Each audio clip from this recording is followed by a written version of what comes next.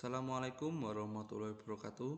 Perkenalkan, nama saya Edwin Chandra Halim dari program studi Sistem Informasi dengan NIM 0532053777. Pada kesempatan kali ini, saya akan mempresentasikan tentang pelajaran dari sejarah Pancasila bagi generasi muda. Sebagai pendahuluan, Pancasila merupakan dasar negara Indonesia yang menjadi pedoman dalam kehidupan berbangsa dan bernegara.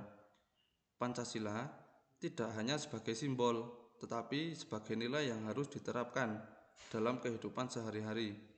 Oleh karena itu, penting bagi kita untuk memahami sejarah lahirnya Pancasila.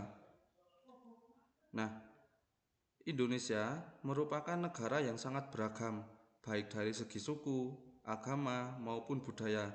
Oleh karena itu, dibutuhkan dasar negara yang mampu menyatukan seluruh perbedaan tersebut. Untuk itulah BPUPKI dibentuk pada tahun 1945. Keberagaman Indonesia seperti suku, agama, budaya merupakan hasil dari proses panjang yang melibatkan letak geografis, migrasi nenek moyang, dan interaksi dengan budaya luar.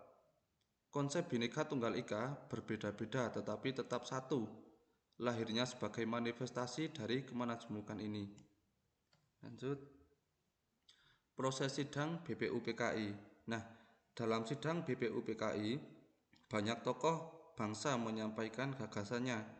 Terjadi perbedaan pendapat, namun semua diselesaikan melalui musyawarah. Hal ini menunjukkan bahwa sejak awal bangsa Indonesia menjunjung tinggi nilai demokrasi. Selanjutnya, peran penting Soekarno dalam sidang BPUPKI adalah merumuskan dasar negara Indonesia, Pancasila, pada 1 Juni 1945, menekankan inklusivitas dan persatuan. Ia menjadi ketua Panitia 9 yang merumuskan Piagam Jakarta dan berperan aktif sebagai penggali ideologi yang berdaulat. Kemudian ada Piagam Jakarta.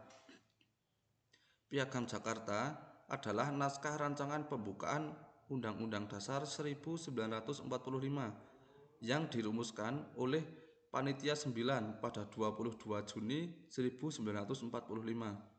Dokumen ini merupakan kompromi antara golongan Islam dan nasionalis yang berisi 5 sila dasar negara dengan sila pertama yang berbunyi ketuhanan dengan kewajiban menjalankan syariat Islam bagi pemeluk-pemeluknya. Kemudian ada juga perubahan dan pengesahan. Piagam Jakarta 22 Juni 1945 adalah rancangan pembukaan Undang-Undang Dasar 1945 yang dirumuskan Panitia 9 pada 18 Agustus 1945. PPKI mengubah sila pertama menjadi ketuhanan yang Maha Esa untuk menjaga persatuan nasionalis dan merespon keberatan wakil Indonesia Timur terhadap kalimat 7 kata dengan kewajiban menjalankan syariat Islam bagi pemeluk-pemeluknya. Kemudian kita masuk ke nilai-nilai Pancasila.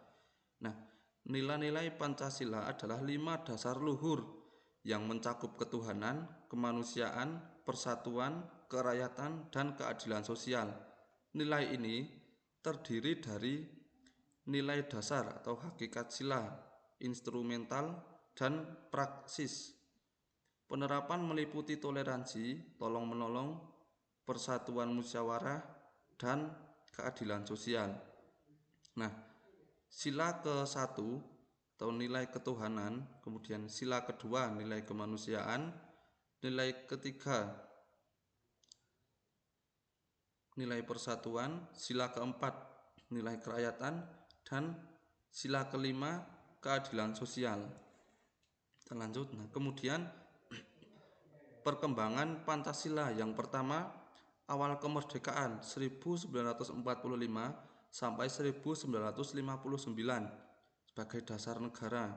Kemudian yang kedua, Orde Lama 1959 dan 1966, penafsiran politik atau demokrasi terpimpin. Kemudian Orde Baru 1966 sampai 1998 sebagai asas tunggal.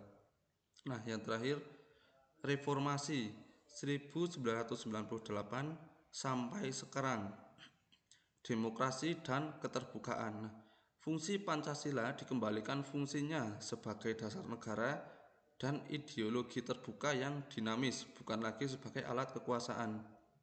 Karakteristik penekanan pada nilai-nilai demokrasi, keterbukaan, hak asasi manusia, dan pluralisme. Kemudian untuk tantangan, menguatnya arus liberalisme, individualisme, dan transnasional ideologi yang mengancam persatuan. Tantangannya adalah merawat relevansi Pancasila di era globalisasi. Nah, untuk tantangan pada zaman sekarang, di era sekarang kita menghadapi berbagai tantangan seperti hoax, konflik di media sosial, dan kurangnya toleransi.